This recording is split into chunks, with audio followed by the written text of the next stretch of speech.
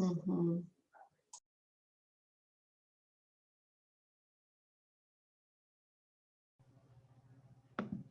You're still muted.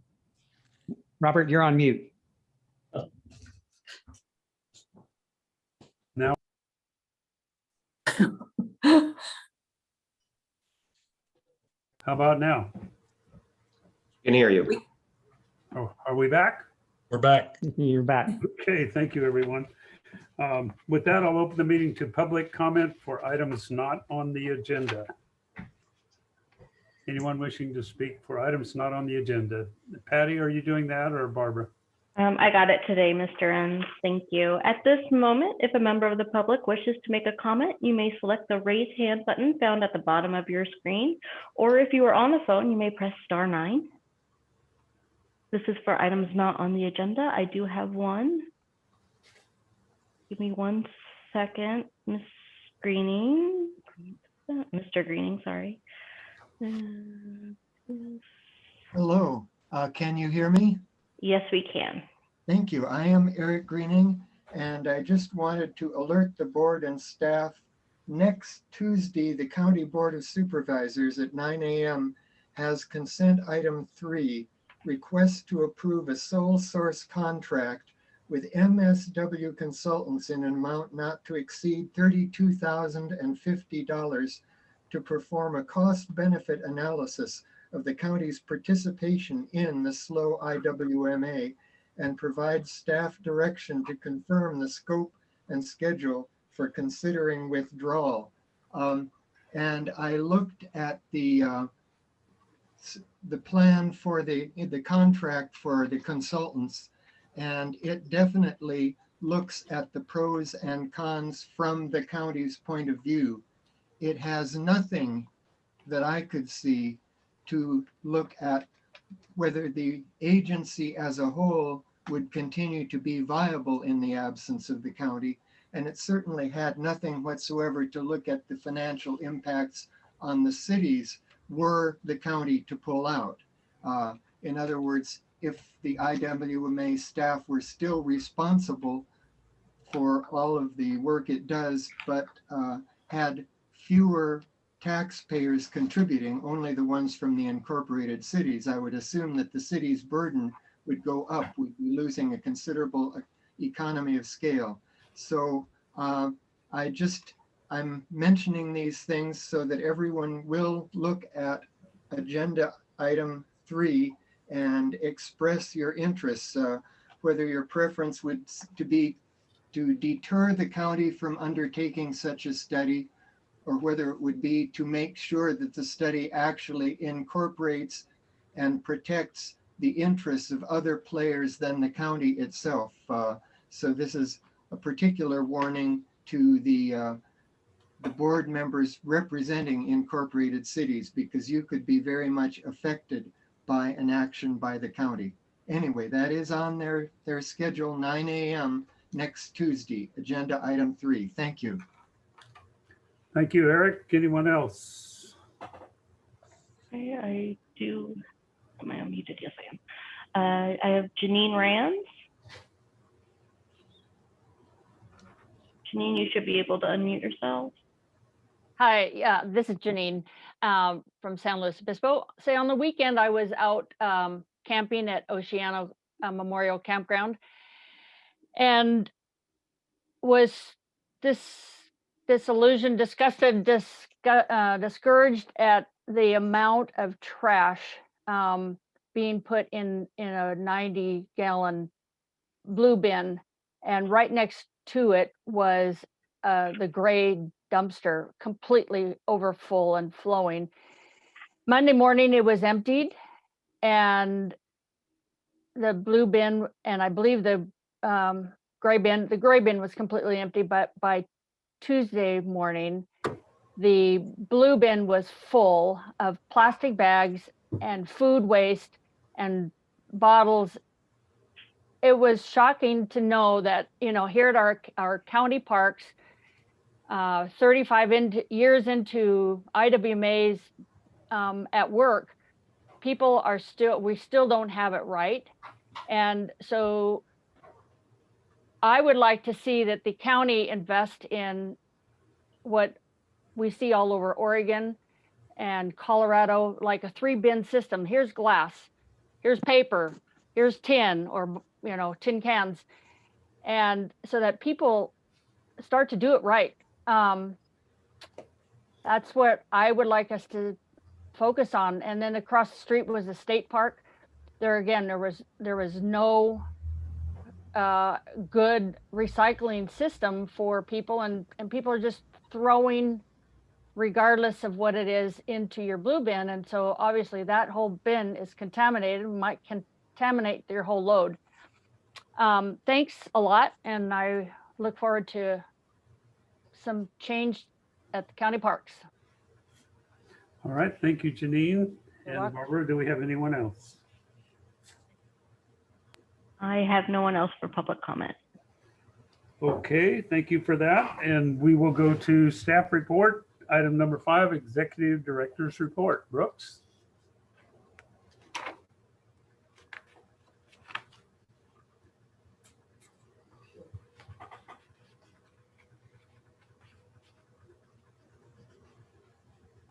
Yes, sir. Thank you very much. So our expenses are on pages 47 through 51. So if you have any questions, please let me know. I wanted to mention last month, we had mentioned asking the haulers for some of their most recent charges from hauling so we could determine or better dial in how much we needed for the rate increase. And I wanted to say all of the haulers gave us that data. And so we wanted to say thank you and let you know that. The Morro Bay HHW usage agreement has now been executed and it's attached to the agenda. It came in last minute for the executive committee. So we have until August of next year to work on either an extension or what to do with the site. Science Discovery is adding or has added 2 additional staff to help with the SB 1383 rollout on the educational side. And the 2 staff positions that were approved last month, we've advertised and we will be conducting interviews. I think it's this Friday and next Friday. And then we were also directed to bring back the cost of a polystyrene letter and to go to affected businesses and nonprofits, et cetera. And so the cost of that letter is approximately $4,000. So that would be going out in the next couple of weeks, and it would basically outline how to comply and how to file the exemption. And then I also want to talk a little bit, so let me stop there and just say any questions on any of those items right there.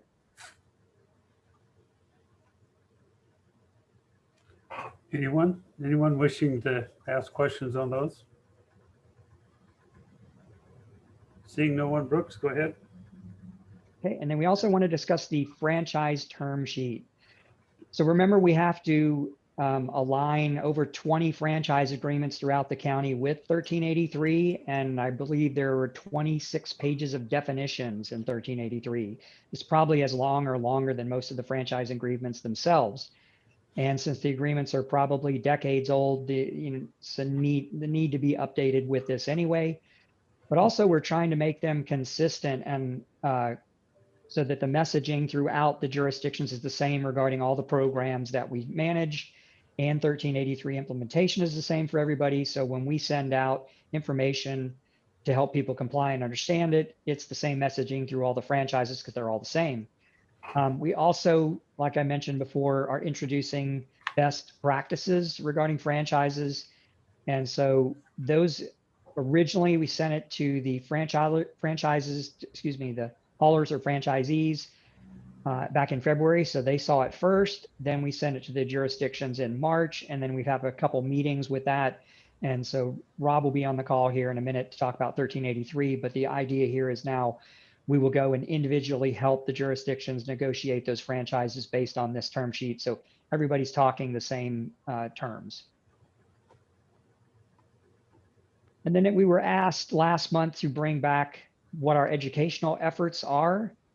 And so our primary focus is with businesses. So we spend about $300,000 a year and we go on site to about 4,000 businesses. This is really critical because small businesses especially don't have an environmental person telling them what the state passes. And when the state passes new legislation, they don't make any effort to notify these businesses directly. So the business basically has no knowledge that this occurred. And I'm sorry, I don't know why it's advancing on its own. They don't know why it occurred. Or excuse me, they don't know it occurred and they don't know how to comply. And so we're tailoring a program to go out with them, tell them how to comply. We provide them with the materials, the handouts, and even the bins. And then these are typically businesses that have a lot of hourly employees and there's high turnover. So the staff and the managers can change every year. And so we're going back, and when they have turnover, we go back and help them again. So it's a fantastic program. Again, it's about $85 per visit. So it's really inexpensive too. The education program for students is a little less money. We spend about $180,000 a year, but we do over 30,000 students with an hour to 2 hours of training. And I also want to mention these 22 adult or community education events have been drawing over 100 people each. So again, it's very inexpensive. It's about $5 a person to get with 1 to 2 hours of training. And then I won't belabor this too much. You've seen a lot of this, but we do get a lot of phone calls, and our website and social media outreach is tremendous. So we get 228,000 hits a year, and they average spending 1 to 2 minutes, which is about 6,000 hours on our website. And then we do a lot of social media touches, hundreds of thousands. We get over 500,000 of the digital impressions for people in our geo market, or whatever that's called, people doing searches from their cell phone or their computer. So again, extensive outreach on social media. Which brings us to the whole idea of rebranding and drawing all this together. We kind of have standardized colors, we kind of have standardized messaging, but nobody knows what IWMA is. And so we've been, again, working on this logo for a little while, and we've mentioned this, the idea of being able to come up with a moniker that gives not only our function and purpose and region, but it draws it all in. So the W kind of, it's not just slow as a region, but the W connotates what we're trying to do, which is slow down waste. And then we also have the elements that we do, which is the organics, the recycling, and the disposal. And then again, you can see from the color scheme and the graphics, they all kind of align. So these are the business labels that the business program is putting out. These are the ones on the carts, and that are going, the green label will go out on the food bins. So it all is coming together really nicely in this universal system with the same colors, same patterns, and now slow waste versus IWMA. Oh, and we're able to reserve the domain name slowwaste.org. So that is available for us. Also, the executive committee asked if I would just review some of the considerations or impacts to anybody leaving the JPA. So I know we've discussed it again, but just so everybody's clear, we were formed in 1994 because of an Integrated Waste Management Act, which required a plan. And it also mandated the 50% diversion, which we met as a group, but there was all kind of elements to determine that 50%, and we aggregated all the numbers. So if anybody were to leave, everybody would have to re-implement that plan and revise the numbers. And this was a pretty large effort, took a lot of time and money to develop in 94, and it would be very extensive for anybody to do today. But it does have to be done. Even though we're focused on 1383, this is just an existing program we don't talk about much, but it has to be, all those has to be done. Then the existing 42 programs that we currently do, all of those, every jurisdiction's on the hook for those. So everybody would have to do them, and they'd have to be realigned or recreated for an agency that's not doing them. And lest we forget, it's 7 months till we have to have 1383 implemented and the recurring monitoring reporting going on. And then the revenue streams, everybody's charged the same, and all the monies come to one pot. So the jurisdictions or the haulers and the landfills have never had to figure out whether the customer or the route is city or county or any jurisdiction, because it all comes to us. And that would all change. They'd have to figure that out. And then auditing that would obviously be much more difficult. And last but certainly not least, the uniformity of servicing and our messaging that we send out is universal because we all have the same programs and everybody can participate without regard to jurisdiction or boundary. And so the citizens would be hugely impacted on this because then the programs or the level of service could change and the messaging could change and just be very difficult for them. And the estimated cost we've talked about before, 1383 implementation would be about $500,000 a year according to HF&H. And then using that same math, the 42 programs that we currently provide at about $2.5 million a year, we would estimate that that would increase by about 50%. So the total cost would be almost $2 million a year more if we were to provide the same programs independently. And then I know I talked to Mr. Minery about this, and he was going to talk a little bit about the legal implications. So Jeff, would you mind jumping in here? Sure. President and directors of the board, just off the, as an initial matter, what we would need to expect would be an understanding of what the future looks like for the IWMA. And it would certainly require an almost immediate amendment to the Joint Powers Agreement. For example, currently, the county is defined as including all unincorporated areas within the county, and that's the definition in the JPA. We know that the county is the designated agency pursuant to the government code within the JPA. In addition, the JPA requires that to establish a quorum for meetings of the board, we need at least one member of the Board of Supervisors. And of course, there would be a discussion that would be necessary as to what is the best result for the authorized districts who are within the unincorporated county areas, but now participate in the current IWMA through a memorandum of agreement. And so those are issues that would need to be addressed. Those are the immediate issues that would need to be addressed. Certainly an issue of establishing a quorum in the designated agency because we can't really have a meeting without those changes. But we are working on these. We are ahead of it and consistently working towards the implementation of SB 1383 on a regional basis so that we're prepared for whatever actions your board decides to take in the future. And with that, I'm available for any questions.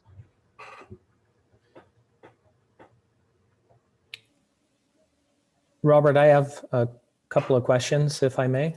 Keith, go ahead, please. Thank you. Thank you. Obviously, any of the members pulling out will be a big impact to our agency and efforts. And if the county does move forward with this analysis, I imagine, I have been told and I haven't confirmed, that it could take a couple of months to even get the analysis completed. So from my perspective, it creates some limbo land for all of us and some confusion as to our ongoing operational economic impacts, either moving forward until we hear word from the county or even afterwards. And it does make it a little confusing as to how we address expenditures and contracts and commitments and things like that moving forward and keeping stability within the organization.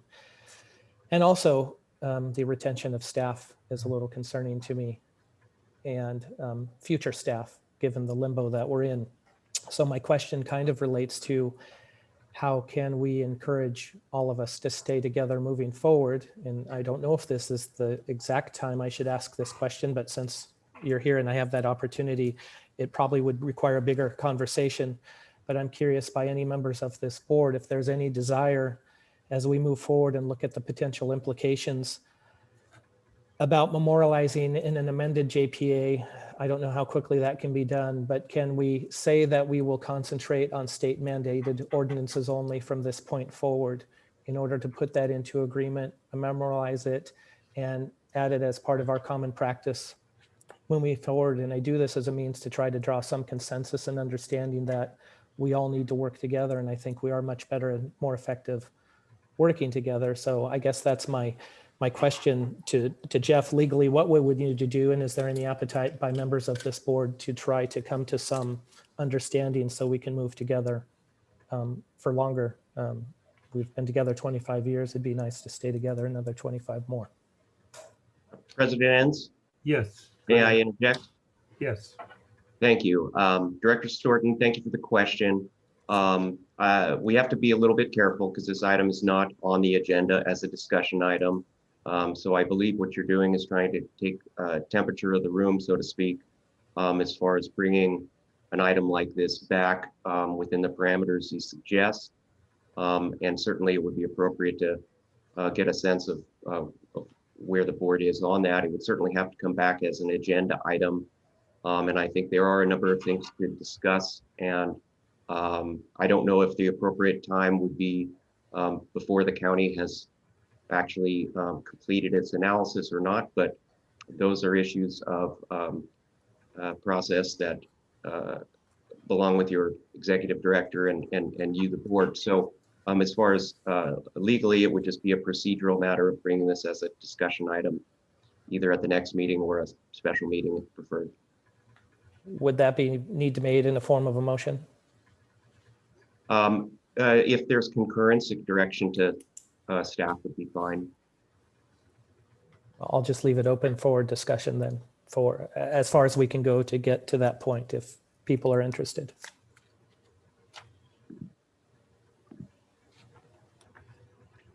Yeah, maybe bring that up in future agenda items. Yes, I'm concerned about discussing this when it's not on our Right. agenda. Mr. Chairman, And we- if I might, Bruce Gibson, I don't, why are we even talking about this at all today? There's been no, there's no proposal out there that's going to suggest any change to the JPA at this point. I don't think it's productive until we have some idea that something's going to happen, and I don't see that any issues of that arising anytime soon. Okay, thank you, Bruce. And again, I'm concerned about discussing things that aren't on the agenda. And I think that Eric Greening pointed us in a direction that says that there will be some information coming forward and a decision will be made somewhere down the line. And I'm sure we'll see it back on our agenda when it's appropriate. So thank you, Bruce. And thank you, Keith. Thank you. Anyone else having comments or questions of Brooks? Karen Bright here. I have a couple of questions, not on, well, one on the JPA information, if I might. Okay, go ahead. Thank you. So the numbers that we have here, the estimated cost increases, are those numbers, do they pertain to all the remaining agencies? So would it be, say, $500,000 a year for Grover Beach or Royal Grande, Morro Bay? Or is that for individual agencies? No, that's in aggregate. So yes, everybody's cost would go up by that amount. So if you split up, then everybody's would be that percentage of the split. Okay, thank you. Thank you very much. Is it appropriate for me to ask a question regarding the food recovery kits at this time, or shall I wait for that? No, the next update is HF&H on the strategic, SB 1383 implementation, and that's part of that. So yeah, fire away. Okay, thank you. The food recovery kits, who receives those 20 kits? Brooks, do you want me to jump in on that? Yes, please do. Yeah, this is an idea that seed funding for small edible food diversion organizations who are willing to volunteer for this food collection, again, of edible food, but they actually lack the tools to do it safely. So in a slide that Brooks is going to show coming up, and it'll be on the right-hand side, you'll see things like a wheeled cooler that's oversized. You'll see thermal blankets and thermometers. We need 3 cold storage thermometers and infrared thermometers, and even a scale. Because if you remember, SB 1383 requires us to increase our edible food diversion by 20% to those in need. So we not only need to safely transport it, but we'll need the scales to weigh everything for CalRecycle. Now, these kits were roughly estimating cost about $650 each. So with this seed funding, we're looking at maybe doing 15-ish should be available, if that helps answer that question.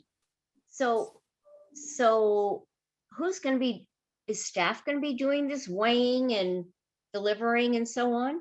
Actually, no. What happens is we're working closely with the San Luis Obispo Food Bank and their 80 agency partners. And these are going to be going to the small agency partners, okay?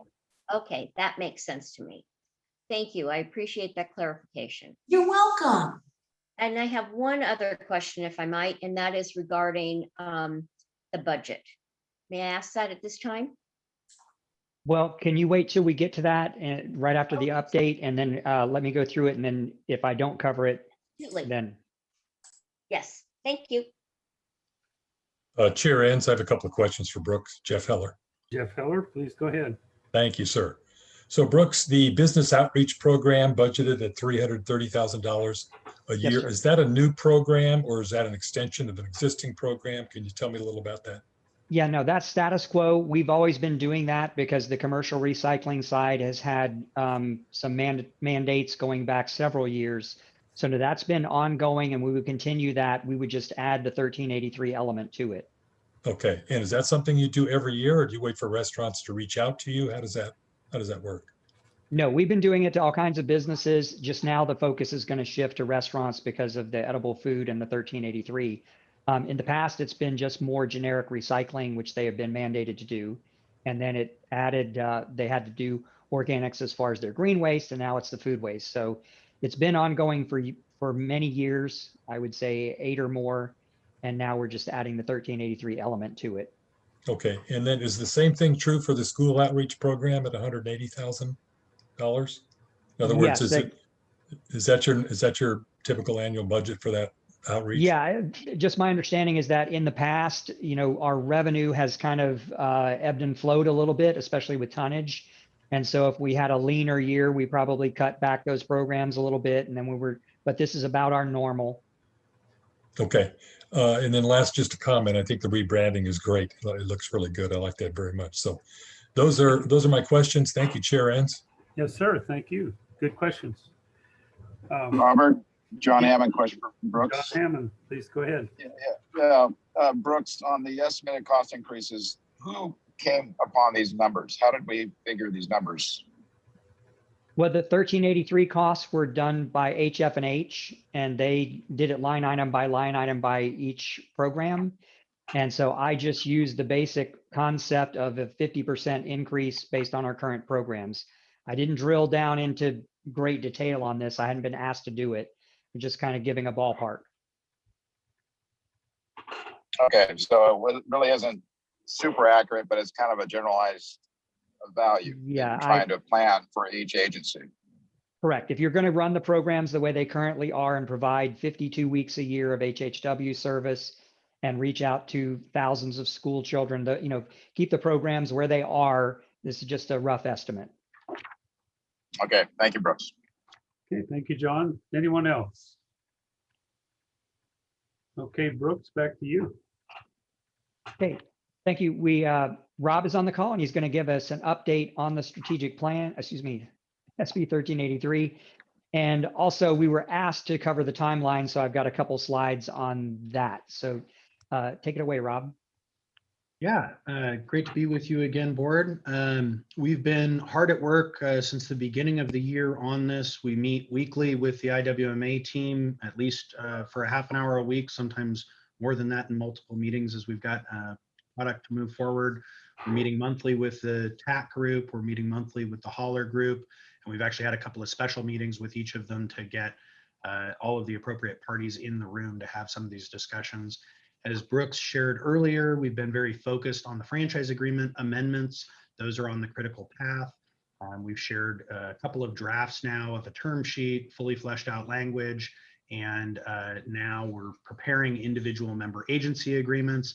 Those should be developed and in each of your city staff and county staffs and CSD staff's hands over starting Monday, Tuesday of next week, and then over the subsequent weeks for agencies that got us their franchise agreements a little bit later.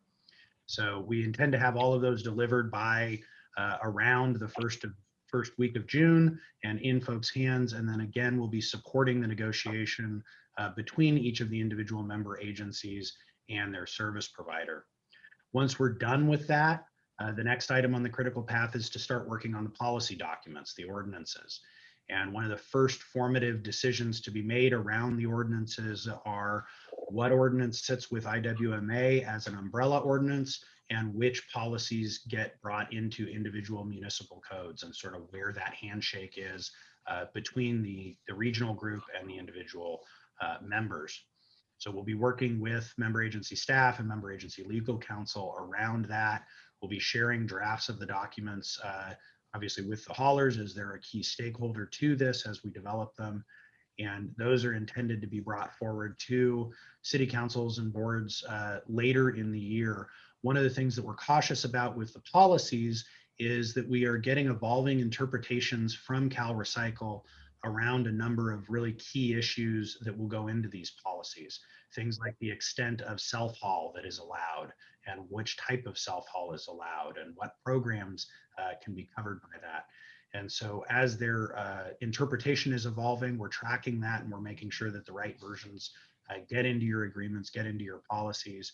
But because of this evolving interpretation that they have and some disagreements that we have over the interpretation that they're making, we're continuing to work through those issues with Cal Recycle and don't want to put policies in front of the city councils and boards until we're confident that that's really what you need and that the ball isn't going to move on us again. As part of that, both the franchise and the policy documents contain information around contamination monitoring. We've got a good idea of how that program will work, and we're moving forward with some of the practical aspects of that, but really want to wait till we get through the negotiations with the haulers to finalize that and to establish the processes and systems that IWMA will use to do that contamination monitoring. We got a little bit of an update on the edible food recovery. That's another big piece, and hats off to Patty and Kelly, who have been very engaged in that and really moving that forward successfully. That is a challenging effort right now with COVID and the shelter-in-place orders and food bank being so overwhelmed in its mission right now, as well as the other feeding agencies. So it's been great that you've been getting that partnership, and again, credit to the staff for doing that outreach. I know in a lot of the other counties that I'm working right now, the food banks have not had the capacity to really engage in this process. So you've got a great partner here. On procurement, we're going to be doing some workshops with member agencies to support them with technical assistance around procurement of recovered organic waste products. We're also working through the franchising processes and through discussions with the compost facilities about what options there are for that and what capacity is there. And we had a really productive conversation with HCI. They're a very willing partner, willing to donate product and do giveaways and things like that for the community. So that was another great opening. And I know that other composters and organics operators in the county will have a similar interest. So we're very encouraged by that. I think that'll be a real key to making that successful. The IWMA has a really robust education and outreach program. You got a little bit of update on that. And we believe that with some minor adaptations to messages and communication channels that you already have, you'll be fully compliant with 1383. And again, because of the focus of this board and this agency on education first and minimizing compliance issues, minimizing monetary penalties, there is a fair bit of investment going into that. And as Brooke showed with the outreach to businesses, that really is the key to making this successful without fines and penalties.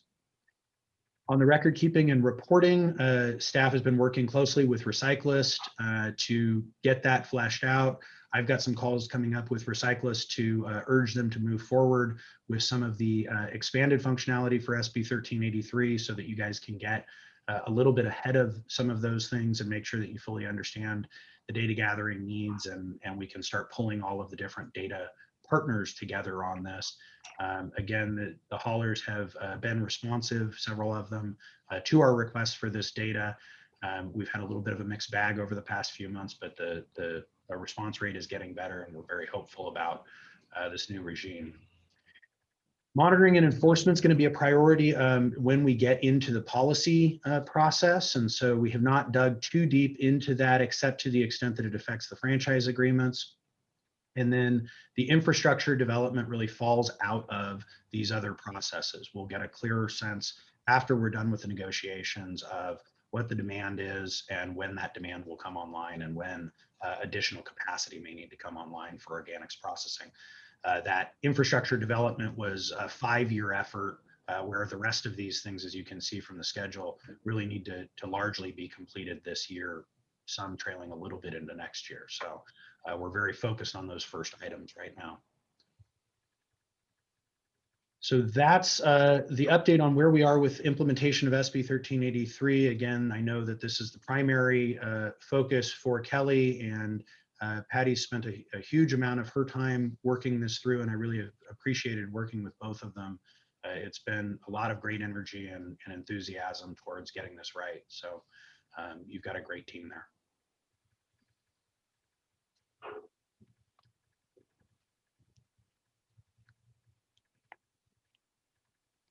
Okay, if there are any questions, otherwise I'll move to budget. I have a question if I can ask. This is John Pashon. Rob, please go ahead, John. okay, I just, Rob, wanted to see how many conversations you've had with the haulers. Have they been all of them, half of them, a couple of them? Just wanted to see what their thoughts are on this plan. Great question. We've had monthly meetings with them, plus one additional meeting. At the monthly meetings, we get better than half of them. Sometimes all of them attend. The separate meeting that we had discrete to talking about the franchise term sheet and the specific franchise language, all of them were in attendance, as was their attorney. There were not a large number of questions asked. They were mostly taking the information in. One of the specific things that they've requested and we're fulfilling is that they'd like to see the language against their individual agreements, not sort of theoretical language or model language, but how is this going to work in my franchise agreement in the county or in Arroyo Grande or in Paso? And so that's the process that we're in right now, and we'll be delivering to the member agencies the first drafts of those agreements next week. So we've had 4 or 5 conversations with the haulers so far this year. In most cases, almost all of them are in attendance. Thank you. All right, thank you, John. Any other questions for Rob? Mr. Chair, Andy Pease, thank you for the presentation. I'm wondering at the state level that the legislation that that is kind of rolling along to perhaps delay, I guess not the implementation, but perhaps the enforcement. And I'm wondering how impactful that is for our effort. It seems like we're targeting full compliance, and in terms of the advocacy at the state level, how hard do we need to continue to push for some relief on enforcement? That's a really great, at the legislative. really great question. So SB 619 is moving along. It's made it through the committee process so far. It was pulled and redrafted at one point. And in the redrafting, the author, I think, aligned it better with what the governor might actually agree to. The governor signaled very strongly that he would veto the former version of the bill, and that's why it got pulled and redrafted. So what they're focused on now is what they're calling a reasonable effort towards implementation, and that if you've made a reasonable effort towards implementation, that they will back off on any penalties while you implement remaining portions of the law that may take you more time or money or whatever. I think it's important to remember kind of 2 things about this. One is the governor's signing deadline is like October 10th this year. And so we may not know one way or another whether we've gotten some relief until October. And if you plan on it and don't get it, then you've got 60 days or less to get this implemented, and that would be unreasonable to accomplish. If they do pass this, they're going to be looking at what efforts have you made. And my sense from some of the discussion that's gone on at the state level is, if you heard about this bill and you pulled the plug on all of your efforts waiting for what was going to happen, they're not going to consider that a reasonable effort. And so it's been the orientation of staff and of ours that we're going to continue through this. We're going to make every reasonable effort to implement everything on the schedule that's in the regulations today. But understanding that if this relief is granted, there may be things like the procurement by each of the member agencies of recovered organic waste products that might come later, that some of the record keeping around paper procurement might come later, that some of these more administrative details could fall into place later on. The good news for you is most of your communities have the operational programs that are required. So the big costs are already out there and included in your rates.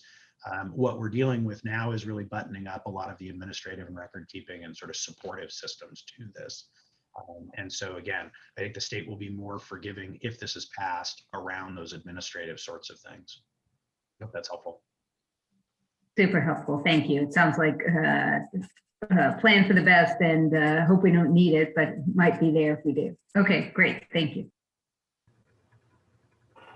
Robert, I don't know Yes. if you can see my hand, but it's Debbie, and I had a Debbie? question for Rob. Please go ahead, Debbie. Thank you.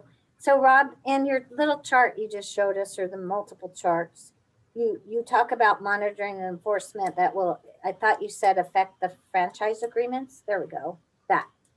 And are those charts that you're showing us, these are IWMA charts, correct? What our objective as an IWMA are.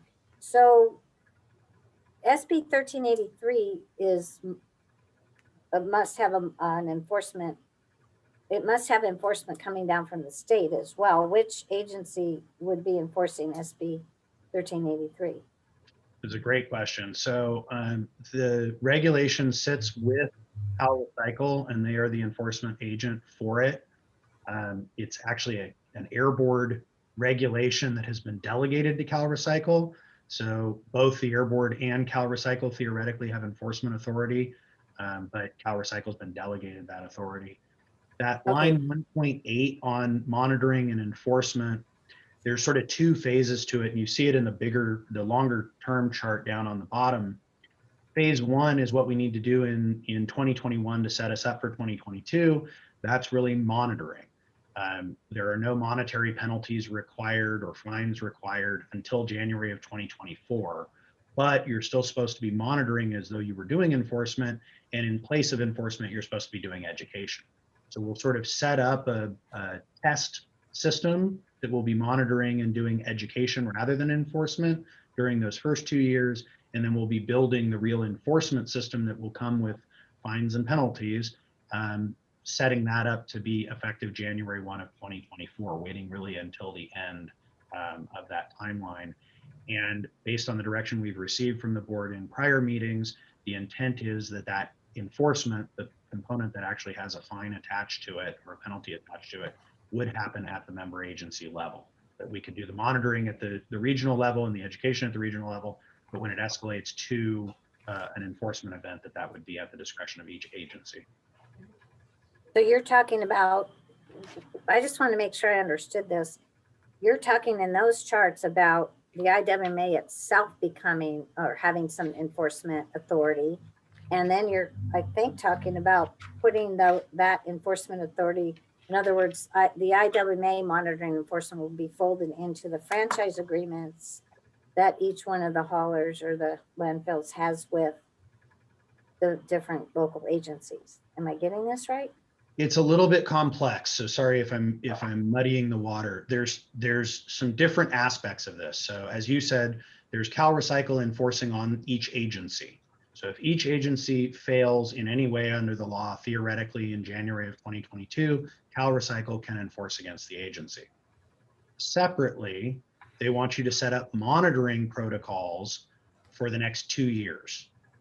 for the first 2 years of the law. And those monitoring processes will look a lot like enforcement processes, except instead of ending with a fine, they'll end with education. So as long as that's the case through that educational process, the IWMA would take care of it. In January of 2024, that education turns into a notice of violation and escalation to fines and penalties. At that juncture, we would turn the enforcement portion of that to each member agency to do the code enforcement actions that get escalated to them. The IWMA could still do the monitoring, still do the education, do all the supportive work, but just hand over that enforcement piece at the end. And again, that wouldn't happen until 2024. So there's 3 different kind of phases of this to monitor. So what that looks like kind of in layman's terms is the IWMA must be doing some kind of monitoring or something. In other words, doing the work for call it the county, then we'll know. We're talking about a specific agency. IWMA is doing the work, monitoring, and when it comes to the actual enforcement penalties, I guess you say, you notify the county and say, hey, this hauler or this landfill is doing something wrong, and here, you need to take care of it. Is that is that what you're saying? The hauler, the landfill, or it could be a generator. It could be a resident or a business or a multifamily property owner or something like that. Okay, thank you. But you've got it right. That's perfect. All right, thank you, Debbie. Anyone else? Questions for Rob? Thank you, Rob, for being here. Thank you for the report. Brooks, I'll turn it back to you. Okay, thank you, board. I don't want to belabor the budget, but I just want to review this one more time because the approval comes in June. And I want to make sure everybody's comfortable with the direction we're headed. And, you know, there's never been a rate change since these rates were implemented. So I just want you to understand that and be comfortable with this. So but the snapshot here is that normally we would take in about $2.5 million, and we would spend about $2.5 million primarily on the HHW and education programs. We know that SB 1383 long-term costs are going to be about another $1 million. So you're going to go from 2.5 to 3.5, hence the need for the rate increase. And then temporarily this year, we have a bubble of implementing costs and a few capital costs. So that's really what I want to discuss today is those capital costs or discretionary expenses. But generally, we're going to go from a $2.5 million a year budget to a $3.5 million budget with this 1 year extra $1 million increase, which we will spend down our savings. And the whole plan here is to keep the 1.5 that's shown right here, which is $1 million for our HHW closure fund, which cannot be touched, and then a $500,000 emergency fund should there be an accident or some kind of catastrophe at the HHW sites. So the plan here is to never touch those funds and then to kind of keep it in the black because we just don't have any other form of revenue other than the tipping fees or the hauling fees. So this is our projected annual revenue. Again, this third column projects that early in the year, we will have a rate increase. The one thing I want to point out, and it was noticed by at least one board member, that our tipping fees that were projected back in 2021 or for this budget cycle was really the 1920 budget, which was, remember, was a carry forward because of COVID and working through the strategic plan. Nobody wanted to take the time to review a budget that we knew was going to change. And so, and then this was before we had an accountant, and we really did this based on actual tonnages and really did deep investigation, which is what these numbers are based on. And then this is our expenses. Again, to highlight, with 1383, we would have new additional staff. We would have one-time expenses for the implementation. So that's the main reason for the increase there. And then here's where I really want to get your discussion or your feedback on the capital projects. So we have $200,000 for foundation work at the existing office. Now, again, it's highly likely that once we get this going, they're going to say it needs an entire new foundation, which means you've got to lift it and disconnect all the utilities. And so you'd have to vacate the building during that time, which would be an added expense. And then if we do the work, we have to pay prevailing wage. So if you sold the building as is, you probably could avoid that temporary housing and avoid that double the cost for prevailing wage. But the plan is in June or July, depending on how busy the board agendas are, to assemble that committee that we talked about. And then that group would help guide us in this. And if we choose not to spend the $200,000 on the building, it would stay in the budget and then go towards the next office space. We got a forklift in here, which again, that's just kind of a normal thing. One's wearing out every year or so. And then the other big expense is $134,000 for a new HHW facility at San Miguel. Again, that's an area where they have to drive about 20 miles to get to the next nearest site. And this is the total cost for the entire facility now based on actual estimates. And the good news here is that the water district there would actually operate it. So we would just have to pay for Stericycle to come in and remove the material and recycle and dispose of it. So it would be one of the more efficient sites as far as recurring costs. So any feedback on these capital expenses? Because what if I don't hear anything negative, basically what's going to happen is these are going to be in the budget next month for approval. Robert? Yes, questions for Brooks. We talked about this in executive committee, Brooks. So I just want to make sure that this is not really a question, but that you can do this, and that is if we put the $200,000 in the budget, that obviously wouldn't expend it until our committee reviews whether it might be better to sell in this building, buy another one, and also that we wouldn't engage in any of that type of expenditure until the rate increase that's suggested would be in place, because obviously if we don't increase our revenue, we can't afford $200,000 for this. Yes, both items are correct. Thank you for the clarification. Okay, thank you, Charles. Anyone else? Okay, Brooks. Okay, the next one we want your feedback on, because these are currently in the budget. And if we don't hear so, they would be in the budget in June. So we need you to speak now or forever hold your peace. The TAG grant, this would just, we did this one time. It was very successful. So we added another 40 to this budget to do a second series later in the year. But what we're proposing is to put this in permanently, $40,000 a year for technical assistance grants. Again, we got a lot of feedback. It was all positive, local things, local jurisdictions. So we would like to keep that. And then I'll jump down to the seed funding for these edible food recovery kits. And you get the idea there of the scale and the thermal blankets and thermometer. This ensures that the food would actually still be safe for human consumption. And this, again, this is just a little stopgap to get these smaller places included. Again, Patty, we put this in as an estimate. We know it's about $650 each. So instead of 20, we do about 15 of them. And then the big one here is the county blue bag program. And there was a formal request made in there. And Carolyn Berg is on the call here, so I can let her talk about it. But I would just sum it up. What we know so far is that the county homeless problem is without jurisdiction. It happens throughout the county. And this money would go towards the litter component of that. But now I'll turn it over to Carolyn if you're here, and you could go ahead and just give the board a little overview of this, and then take some questions on it. Great, thank you, Brooks. My name is Carolyn Berg, and I work with the County Administrative Office. And I really appreciate you just taking a few minutes to consider this request.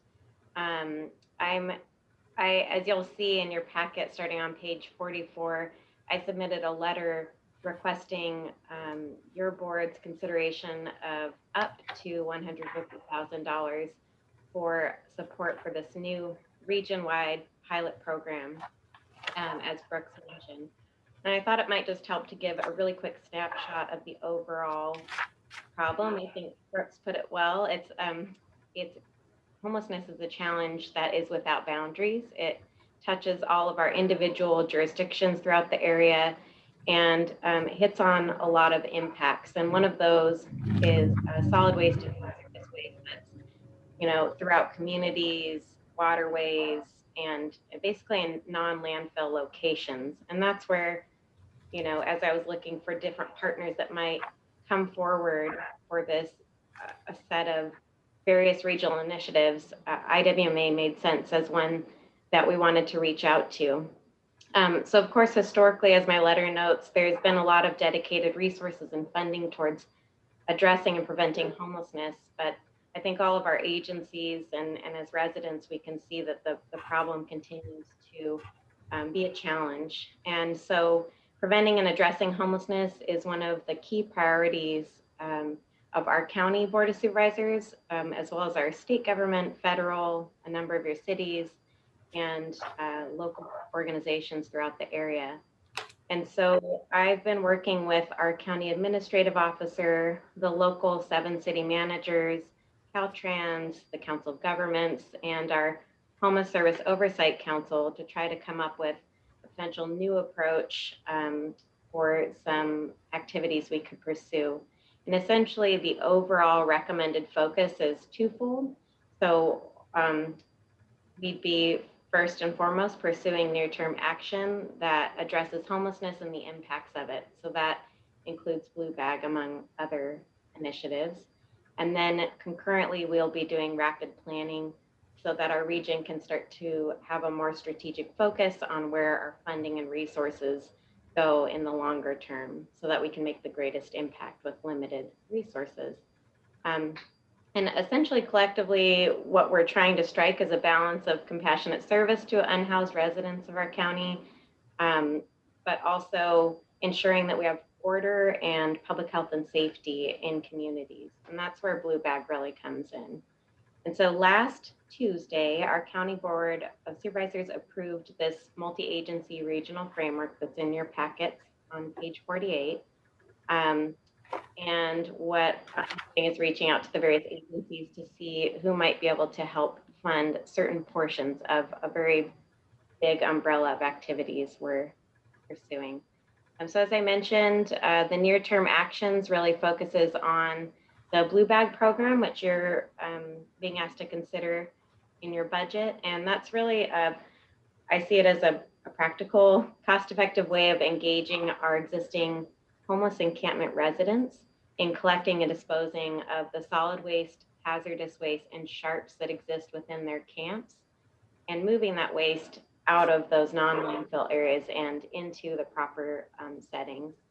And right now, the cost estimate, I said up to $150,000. That was assuming we find 10 priority camps throughout the region with willing partners, you know, cities or otherwise. And that's just one initiative. We're also pursuing safe parking programs. So for vehicle-based homeless individuals, we'd be looking to set up priority sites throughout the region. And that's not being asked for you to help fund, but just wanted you to know that for awareness. We'll also be conducting longer-term strategic planning initiatives with all of the agencies throughout the region, and certainly would welcome IWMA at the table there as well. And that's focused more on longer-term initiatives we need to take to address homelessness. I think the most important part of all of this is really recognizing that as much as we've worked on this as a region, you know, we still have such a big challenge ahead. And I think all of our agencies are recognizing that no one agency can solve this alone. And so we really need to come forward and find a united path forward and be really strategic about how we place our limited resources to make the greatest impact. And so again, really focused on just bringing one part of the program to your board that's focused on, at least in my view, the IWMA mission of focusing on solid waste and hazardous waste and finding cost-effective solutions to some of these priority challenging camps throughout the area. And with that, I'd be happy to answer any questions on specifics if you'd like, and I'll hand it back to your board chair and Mr. Stair. Okay, thank you, Carolyn. I had a simple question here in your report on page 45. You talk about the budget that the county's putting forward to deal with this. homeless program, and I see two numbers here, the 10.6 million and the 157 million. And could you explain the difference in those two? Certainly, I'd be happy to. Yeah, the county board during our current fiscal year has dedicated $10.6 million of federal, state, and county funding towards a number of programs that have a direct benefit to homeless individuals or homeless programs. So that includes things like the community action teams you'll see here in the city of San Luis Obispo or in Paso, Atascadero, and roving throughout the region. And those are teams with law enforcement and a behavioral health specialist. And they go out and respond to someone who's challenged maybe in a mental health crisis or otherwise and is homeless out on the streets. So that's one example. But like I said, this goes towards a number of initiatives from case management for homeless individuals to housing to emergency shelter operations. And then the $157 million, I included that's broader, and that really focuses on the county's direct responsibility, acting as the social service and behavioral health service provider for our countywide residents. And that includes things like our CalFresh program and food stamps for families, general assistance to people who don't meet Medi-Cal requirements, operating our substance use treatment programs, and a number of other initiatives. Okay, thank you, Carolyn. Questions from the board? Anyone else? Questions for Carolyn? Chair Enns, Andy Pease. Hi, Andy. Thank Please go ahead. you. Thank you. Carolyn, thank you for bringing this program forward. I'm wondering if you can, I understand there already was a pilot program for the use of blue bags, and that was really successful, and that's why it's coming. So I'm wondering if you can talk about kind of what makes this a pilot program, and then what about the ongoing expenses? This is $150,000 operational expense for year one, and then if it's successful, what's the ongoing plan to keep it going? Great question. Thank you. Yeah, so back in 2019, I think your board had received updates on it, but the county, along with a number of partners throughout the region, developed a 4-week-long pilot program focused just in the city of San Luis Obispo on several waterway camps. And as you mentioned, it was, I think, highly successful in engaging the residents there and guiding them towards resources, but also just in cleaning up the sites themselves. And the reason we continued this as a pilot is, that was one short-term attempt at it.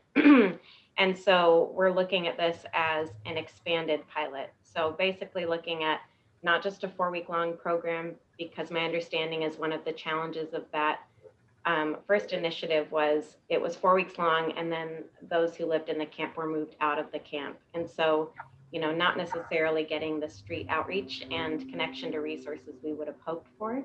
So this would allow us to do a longer duration pilot and to test it out in different parts of the region too. The populations in city of San Luis Obispo are different than those that you might find, say, in the riverbeds in Paso or elsewhere. And so that's why when working with the city managers and our county administrative officer, we continued to call it a pilot program. We really saw as an opportunity to expand out and attempt it in different geographic areas and with different partners to see how that fared.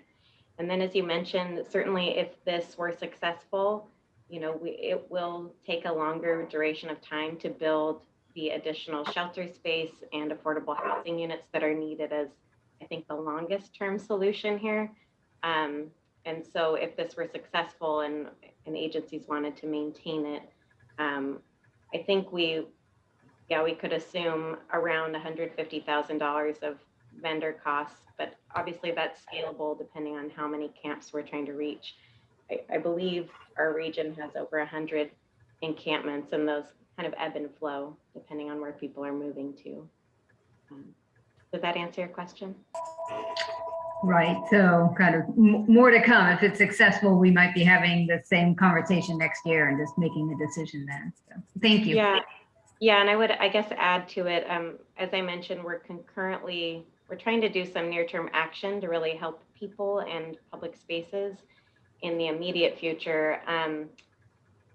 But we're concurrently doing a strategic planning initiative. So part of that would be looking at what have been the most effective strategies that our region has pursued. And so this will add more knowledge to that if Blue Bag is really a good longer term or middle term strategy. Okay, thank you, Andy. Thank you, Carolyn. Anyone else? Questions for Carolyn Bird? Robert, I have a couple of questions, please. All right, Keith. Thank you. Carolyn, thank you so much for the presentation. I was curious, what are some of the metrics you'll be looking for to determine success? And I imagine that there's an educational component to this as well. As we're entering camps, there's an opportunity to kind of educate those that are there about what's going on in the environment. Thank you. Both really good questions. So some of the types of metrics we looked at before was tonnage of waste collected on each given week at each camp, tonnage of hazardous waste, because that was a distinction that was, of course, you're all well aware of, but the differences of what's being put into camps. Also, number of sharps or syringes that are collected at the camps and or at the nonprofit we work with at their office space. So those are some of the key metrics. We also looked at number of individuals. We can look at the number of individuals contacted, and hopefully we can find a way to also track who of those unhoused residents who is connected to services and actually pursues those. And that really helps to track the efficacy of not just having it be a short-term cleanup process. And then, as you mentioned, a big component of this is education. I think both of our communities themselves, the broader surrounding areas of, the state of being unhoused, and then also education of those living in the camps of what resources might be available to them to help them, into housing or into substance use treatment, that sort of thing. And I didn't touch on it before, but part of our larger regional initiative this year is to develop a region-wide communication strategy. So looking at, how do we really have more of a unified front on, describing what resources are available to our unhoused population, and then also communicating among the broader residents of the area. Okay, no, I appreciate that. And just as a side note, and I'll leave it to maybe you and Brooks to discuss should we approve this, but maybe there's some metrics that would be important for us to know as an organization as far as trash content. I know you mentioned about sharp counting and tonnage and things like that, but perhaps there's some other items that would be helpful for us to learn about. Thank you. Very good point. Thank you. Okay, thank you, Keith. Robert? Anyone else? Yeah, Robert. Charles? Yeah, I have a question. I'm concerned about, and this is a very large amount of money relative to some of the other discretionary things we've done. And I'm concerned at this point in time, it seems that the county through the state and the federal government have received a lot of money for COVID related things, which has also included some funding for homeless related issues. The state is talking about spending literally billions of dollars in the next year on homeless related issues. I'm concerned about why we're coming to the IWMA for this. I mean, obviously we're talking about picking up trash. There's a lot of efforts with volunteer groups like Earthshine that goes around each community with groups and picks up a lot of trash out of creeks. We had a second recent event in Atascadero, and of course, a lot of that trash was related to homeless activity. I'm just concerned about the county coming to the IWMA as the source of funding for this, particularly at a time where it seems there's a lot of money floating out there in the system for things related to homelessness, and that why some of those other sources of funding aren't being looked at in the next year or two at least as the source of funding for this type of program? Again, that's a really good question as well. Originally, when Mr. Stayer and Mr. Horton and I were talking this through, was back in February or March, and so didn't have much of a sense of the governor's budget, to be frank. You know, we'd seen his January budget submittal, but a lot can change in the pending months after that. And so brought this forward because we're looking at local funding first. And then the reason I said up to $150,000 is really to the extent we can pull in grant funding, we will spare local agencies the cost of this as much as possible. But until we saw what funding came down and what strings were attached to it, didn't really know what grants we might be able to pursue. But as you mentioned, a lot of funding has been coming in for COVID-related response, particularly focused on homelessness. It's covered, I think it's generally been more focused on rapid rehousing to keep people out of homelessness or rapidly get them back into homes, street outreach, emergency shelters, so expanding those because they had less capacity in COVID times, and developing new affordable housing or multifamily homes like the Paso Project Home Key, or in Atascadero, the expansion of the Echo shelter there. So certainly you're absolutely right. There's a lot of funding that we see in the potential future. It's just not solid yet. And so until that really comes forward and we understand what's possible through the grants, we've been looking to the county board, the city councils, and the IWMA and SLOCOG as other potential funders to help in the meantime. And certainly the costs are scalable. So as I mentioned, I said up to $150,000. We'll be doing more in-depth planning with the cities and IWMA staff if you choose to move forward with this. And so we could sharpen the pencils here and scale down as needed, I think. But we would also be looking at the grants that are possible.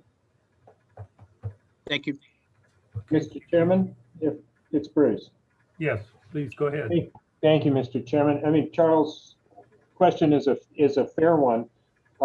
In response, let me make a couple of notes here. One is Carolyn's just mentioned up to 150,000, but the second is that the proposal coming here is a regional effort. The framework that Carolyn has been working on along with our CAO, Wade Horton, and all of the city managers is a full court press throughout the county on this. And as Carolyn mentioned in her lead-in, we're talking about 10 sites widely distributed throughout the county. And I would submit that every jurisdiction has encamped unhoused residents that this could benefit. I think that regional approach is key. And so I think coming to IWMA as well as SLOCOG and the cities individually and the county as a whole is a perfectly consistent result. I too endorse the idea that if we don't need a penny of $150,000 to make this work countywide, then let's leave that in the IWMA coffers. But as you look at the overall budget of IWMA and the way Brooks has crafted it, I think it fits in just fine. Thank you, sir. Okay, thank you, Bruce.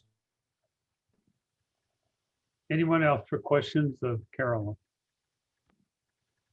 Okay, I can't see hands raised on my screen, so when I offer you to speak up there, though, please do. That's the only way I'll know that you want to speak.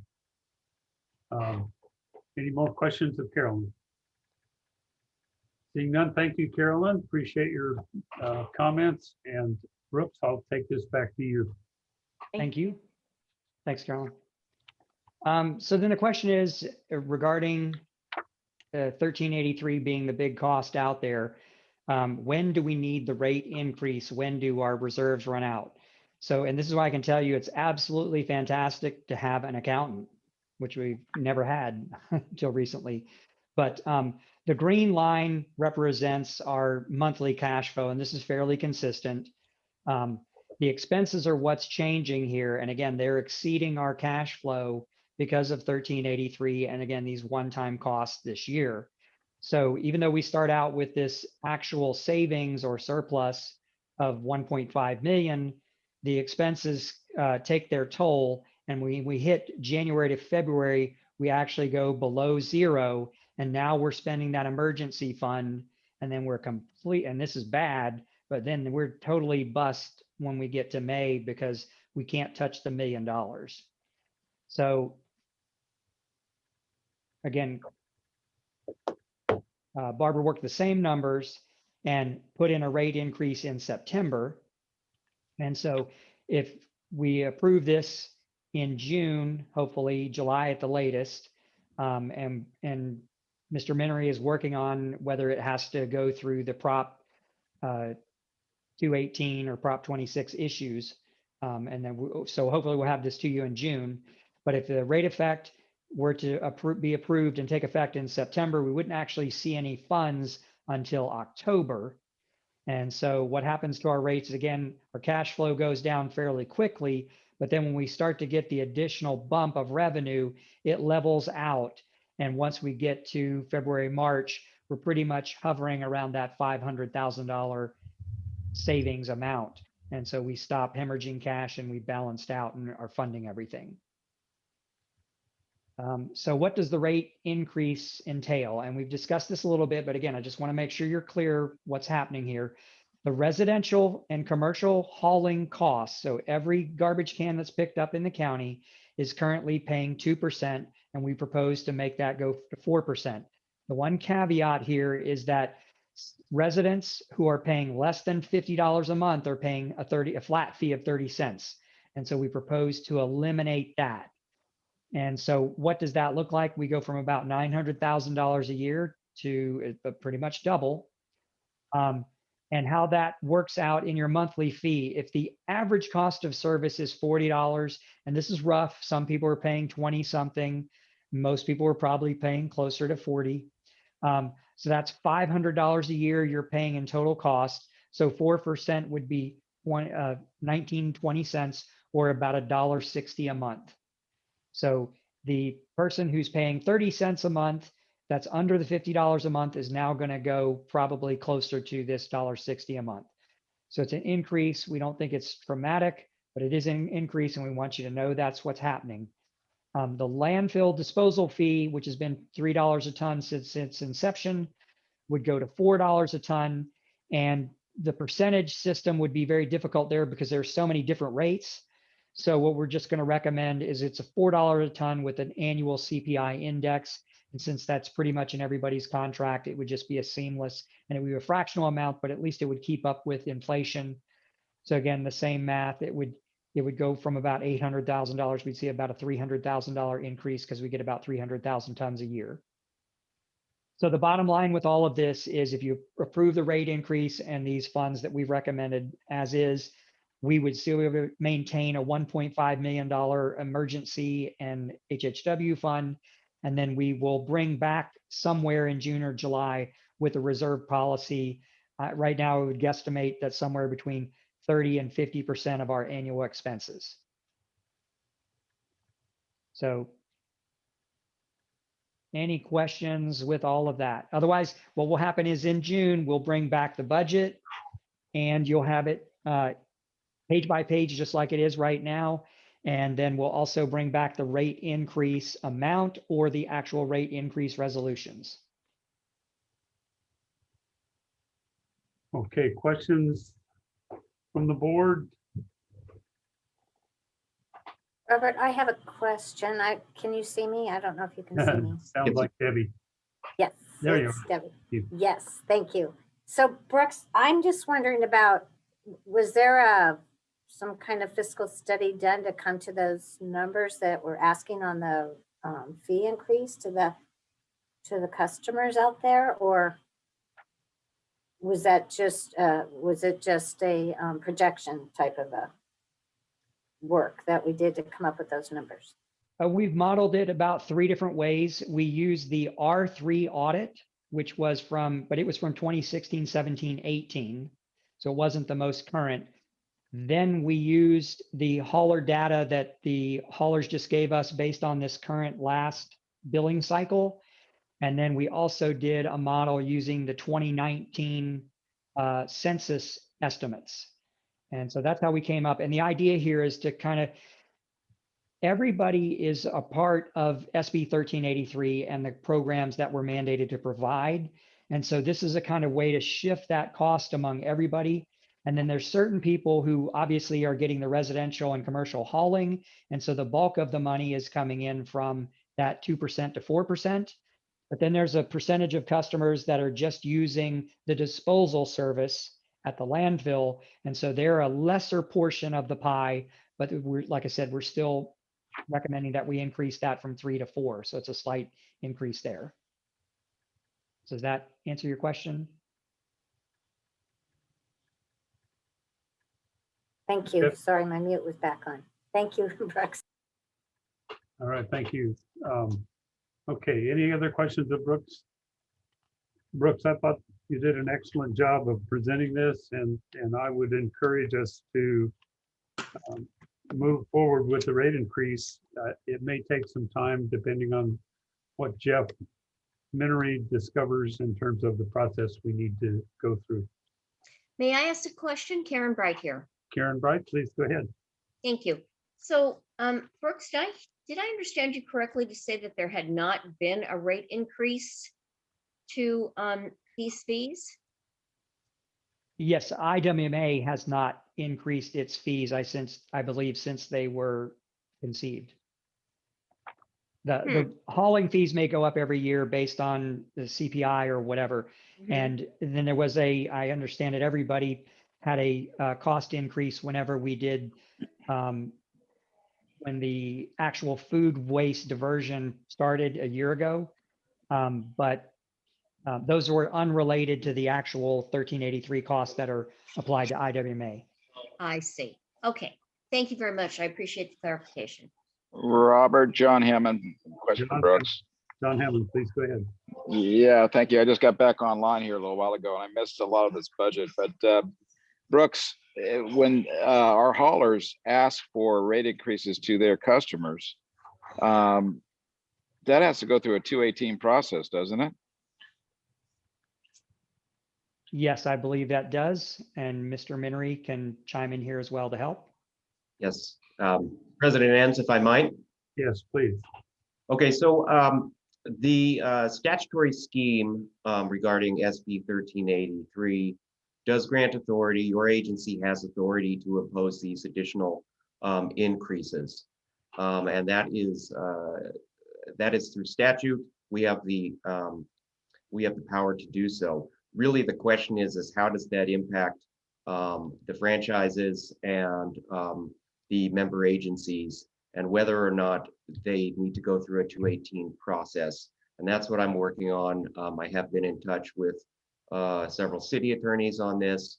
And so I will be addressing that with them, because if they do need to go through a 218 process, we need to get that coordinated as quickly as possible based on our current timeframes. So I am on top of it. Yeah, that's what I remember too, Jeff, that our rate hauler just went through it.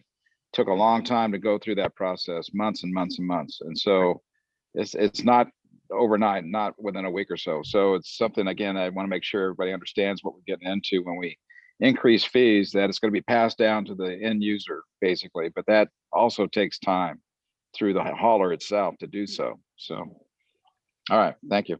All right, thank you, John. And thank you, Jeff. Robert, can I ask one more quick question? That John Hammond's question made me have another question. Okay. So good. what you guys are saying is this is not a fee that's been initiated by the haulers. It's a fee that's being initiated by us, the IWMA. Yes, that's correct. This is to fund the new programs that are required under 1383. Okay.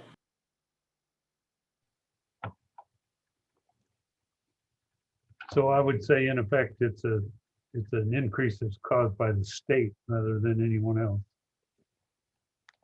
Any other questions Okay, seeing none, Brooks, back to you. Thank you, Mr. Enns. That concludes my oral report. Okay, then we will go to the consent agenda, and I'll open that for public comment for matters on the consent agenda. Okay, at this time, if a member of the public wishes to make a comment on any item on the consent agenda, please hit the raise hand button found on the bottom of your screen. Or if you're on the phone, you may hit *9.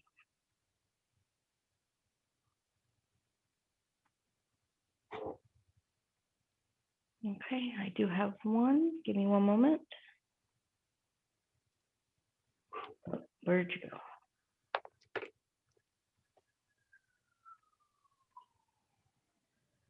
Janine, I saw that you raised your hand, but then you lowered it. Did you still want to talk? Yes.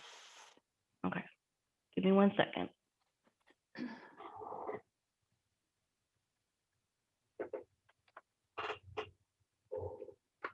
Okay, Janine, go ahead.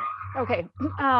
I would like to make comments on number 11 and 12, but I saw later that the instructions that you will take public comment at each item. So is this the appropriate time to raise my comments? Yes, this is Okay.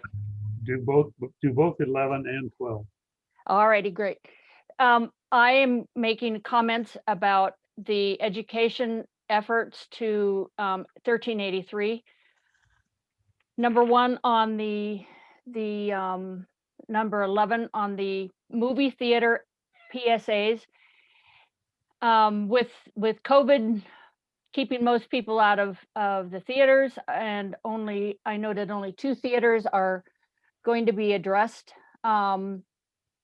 I just question that whole effort, and that these PSAs are, as one of my writers said, that it's like a 50-year-old approach. Kids today aren't even, using, they're streaming everything. The second is the whole billboard effort. And I noted that the company that's been selected to do this is from Fresno. Why don't we use a company that's local here and keep the money in town? But that the other effort to reduce billboards and visual pollution has been ongoing for years by state, federal, and county and individual cities. We just don't need that extra trash. And then if it's not an electronic board, then where is that physical board going to go after the 6 months is over? Is it going to go back to landfill? So for waste management to be creating more waste just smacks of a waste of our resources. And I sent in a letter full of other educational ideas. And I would really like us to focus on efforts using things that don't cause issues with the keep the highway clean of billboards and this PSA idea for only 2. And I note, we've got 5 other cities with some significant theaters like Paso Robles, Park Cinema, and Edwards down in Arroyo Grande. So we're limiting your audience to 2 small theaters. It just kind of makes me scratch my head. So I would really like us to consider the other things that I've submitted. And I'd love to be on a committee, on a think tank or workforce to think through things. Thank you. Okay, thank you, Janine. Barbara, anyone else? I have no other hands raised. Okay, thank you. Then we'll go directly to the consent agenda for the board. Anyone wishing to have an item pulled for separate discussion may indicate so at this time. I have a question. Yes, Lynn? So my question is in regards to, there are several items on the consent agenda where we are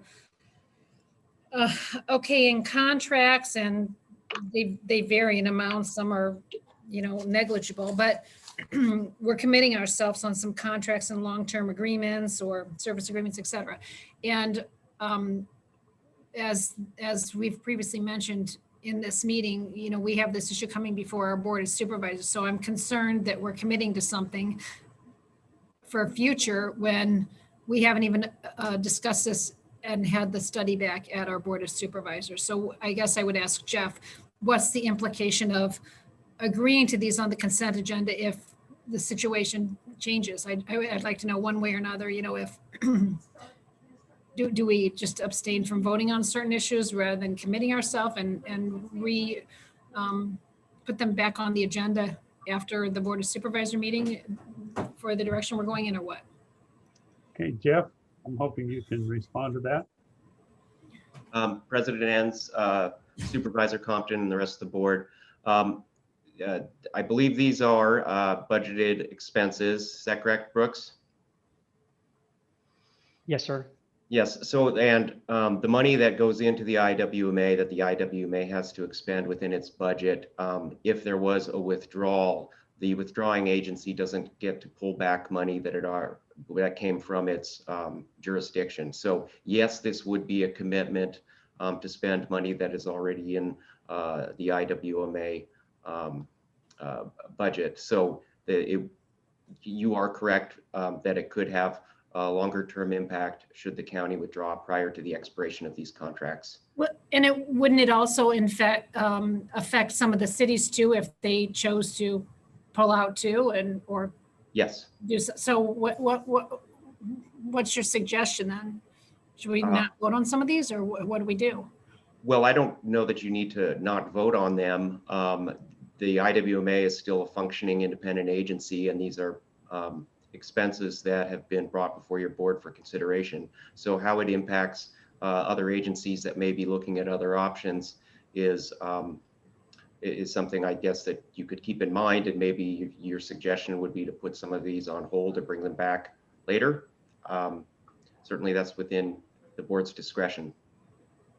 Okay, well, I don't know if there's any appetite to do that, but I guess I would suggest we do that. And Brooks could determine which items these are, but there are several of them that have long-term consequences. So I don't know, I guess I'll wait till after consent public comment is over and then make a motion. And if I get a second, I get a second. If not, no. Okay, well, public comment is over on these So on everything, okay. consent agenda items, yes. So I guess I'll wait till, I shouldn't have said public comment, I should say board comment. I'll wait till after board comments are over and then I'll make a motion. President Enns, is Jeff Heller. Yes, Jeff, please go ahead. I'd like to pull consent items 11 and 12 for questions and discussion. I would also agree with that. Okay, we'll pull items 11 and 12. Anyone else? I just had a question. I don't need to pull. I just had a question on 8. Debbie? Okay, go ahead, Debbie. Yeah, my question was just to ask, what I think I'm reading in this staff report is that this corporate e-waste solutions has been doing business with IWMA, and this is just a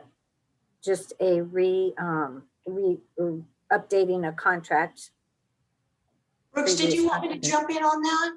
Yeah, I think I got this one okay. The idea here is that they have more money to share with us. And so they're going to, instead of charging us for the disposal, we get credited for that. So Nice. It's going to be an offset. It'll be $4,000 or $5,000 of, I equate it to free hauling. So they'll actually come and take the palletized material and recycle it, and we won't even have to pay for the hauling. Nice. So, but my question, it talks about the different landfills, Chicago Grade, Coal Canyon, Heritage, other spots. But they just pick up at the IWMA has these different drop-off locations for e-waste. And then these guys come in and haul it for us. Used to cost, and now it's going to be a credit. Correct. It'll offset that cost of collection. Perfect. Thank you. Okay, thank you, Debbie. Anyone else wishing to have an item pulled for separate discussion? Robert, I don't wish to pull an item. I did have a question. And so I can wait on the question.